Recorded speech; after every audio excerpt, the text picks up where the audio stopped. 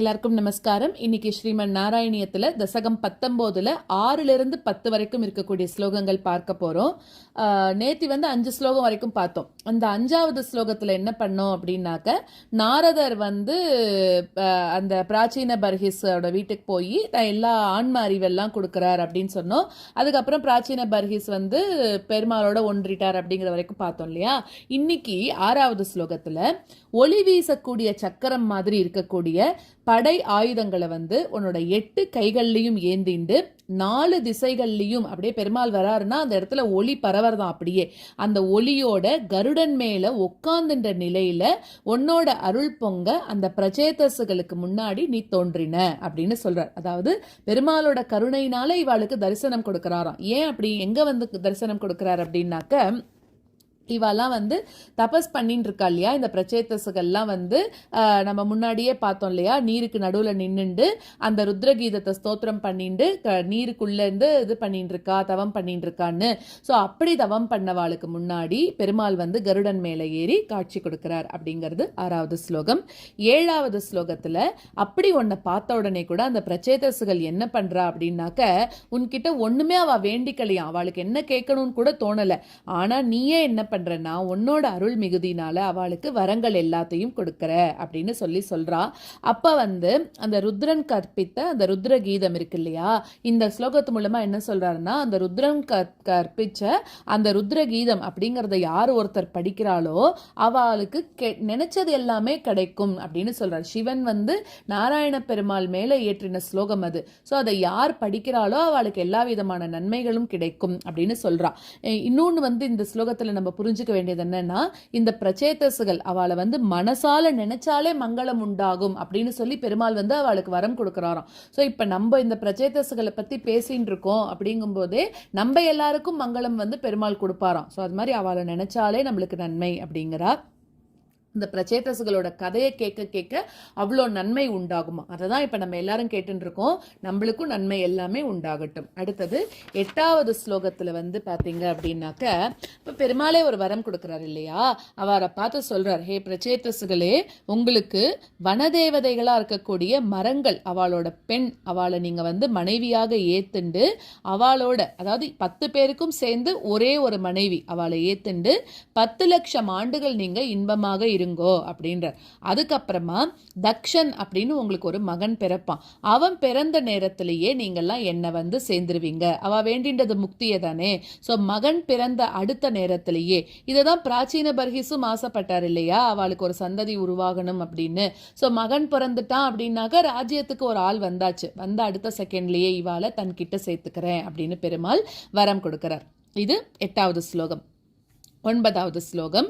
இப்ப என்ன பண்றான்னா, தண்ணியில தான் இது எல்லாமே பேச்சுவார்த்தை எல்லாம் நடக்கிறது. இப்படி தண்ணியிலிருந்து அவ வெளியில வரும்போது அங்க என்ன இருக்கான், அவ பார்க்கும்போது ஒரே மரமா இருக்கான், நிலத்தை மறைச்சிட்டு நிறைய மரங்களா இருக்கான். அதை பார்த்த பிரச்சேதசுகளுக்கு ரொம்ப கோபம் வருது. என்னது இது, எதுவுமே தெரியாம இவ்வளோ மரம் இருக்கே அப்படின்னு சொல்லிட்டு அந்த மரத்தை எல்லாத்தையும் இவாளாம் எரிக்கிறதுக்கு ஆரம்பிக்கிறாளாம்.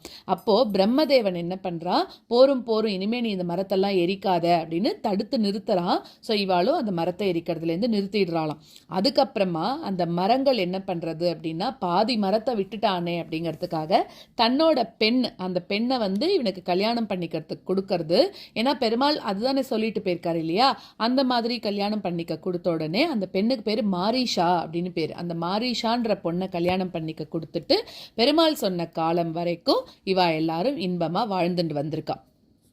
அடுத்தது 10வது ஸ்லோகத்துல பல வேள்விகளில் செஞ்ச அந்த பிரச்சேதசுகள் தக்ஷன் அப்படின்றவனை பெருமாள் சொன்ன மாதிரி மகனாக பெற்றெடுக்கிறா. அதுக்கப்புறம் நாரதர்கிட்டேருந்து அவளுக்கு கிடைச்ச அறிவினால பேரானந்தத்துக்கே உரிய இடமான பிரம்மம் அதை அடையிறா. ஸோ குருவாயூருக்கு தலைவனா இருக்கக்கூடிய நீ என்னையும் என்னோட நோய்களையும் காத்தருளணும் அப்படின்னு சொல்லி தசகம் 19 பட்டத்திரி பூர்த்தி பண்ற. நம்ம மேற்கொண்டு ஸ்லோகங்களை கத்துக்கலாம்.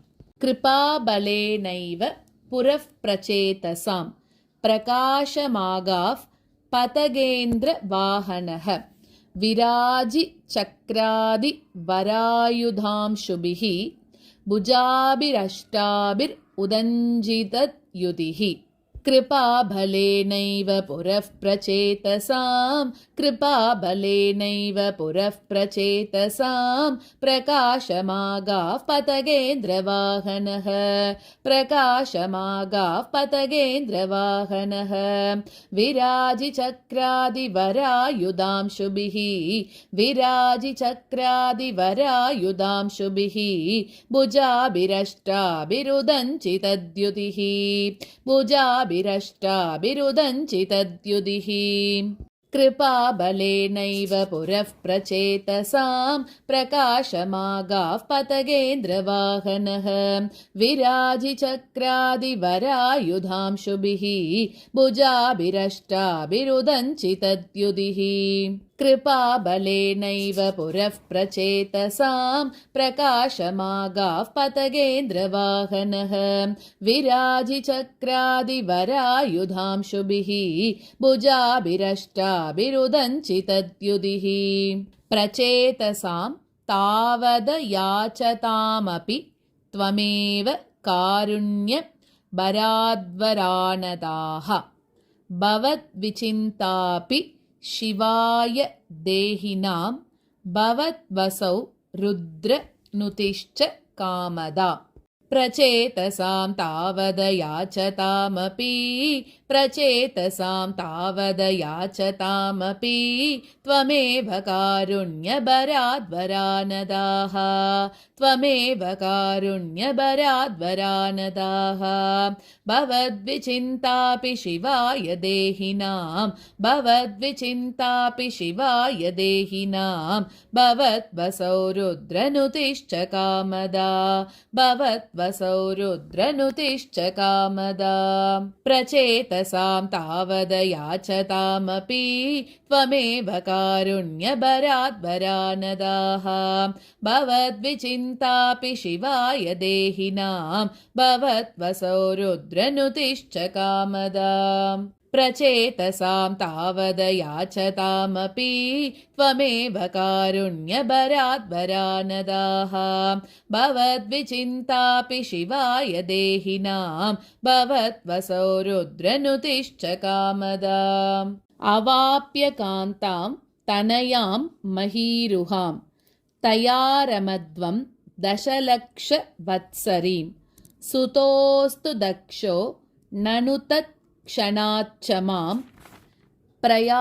प्रयास्यतेति न्यगदो मुदैवतान् अवाप्य कान्तां तनयां महीरुहां अवाप्य कान्तां तनयां महीरुहां तयारमध्वं दशलक्षवत्सरीं तयारमध्वं दशलक्षवत्सरीं सुतोऽस्तु दक्षो ननु तत्क्षणाच्च मां सुतोऽस्तु दक्षो ननु तत्क्षणाच्च मां प्रयास्यतेति न्यगदो मुदैवतान् प्रयास्यतेति न्यगदो मुदैवतान् अवाप्य कान्तां तनयां महीरुहां तयारमध्वं दशलक्षवत्सरीं सुतोऽस्तु दक्षो ननु तत्क्षणाच्च मां प्रयास्यतेति न्यगदो मुदैवतान् अवाप्य कान्तां तनयां महीरुहां तयारमध्वं दशलक्षवत्सरीं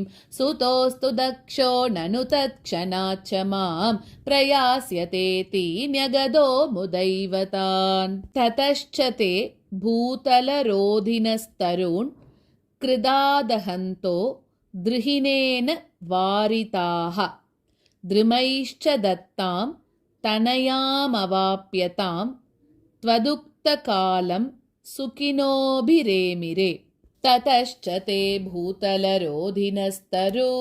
ततश्च ते भूतलरोधिनस्तरून् कृदादहन्तो द्रुहिणेन वारिताः कृदादहन्तो द्रुहिणेन वारिताः द्रुमैश्च दत्तां तनयामवाप्यतां द्रुमैश्च दत्तां तनयामवाप्यतां त्वदुक्तकालं सुखिनोभिरेमिरे त्वदुक्तकालं सुखिनोभिरेमिरे ततश्च ते भूतलरोधिनस्तरून् कृदादहन्तो द्रुहिणेन वारिताः द्रुमैश्च दत्तां तनयामवाप्यतां त्वदुक्तकालं सुखिनोभिरेमिरे ततश्च ते भूतलरोधिनस्तरून् कृदादहन्तो द्रुहिणेन वारिताः द्रुमैश्च दत्तां तनयामवाप्यतां त्वदुक्तकालं सुखिनोभिरेमिरे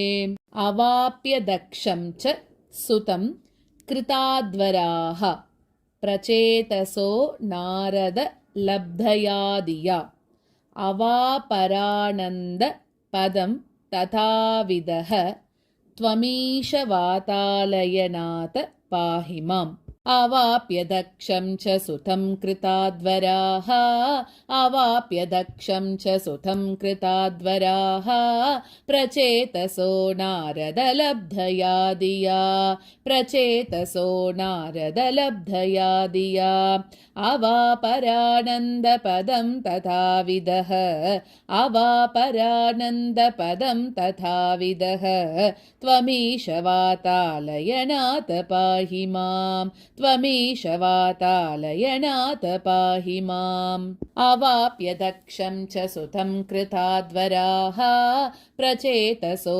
नारदलब्धया दिया अवापरानन्दपदं तथाविदः त्वमीश वातालयनाथ पाहि माम् अवाप्य दक्षं च सुतं कृताद्वराः प्रचेतसो नारदलब्धया दिया अवापरानन्दपदं तथाविदः त्वमीश वातालयनाथ पाहि माम् नारायण अखिल गुरो भगवन्नमस्ते सर्वत्र गोविन्दनाम संकीर्तनं गोविन्द गोविन्द।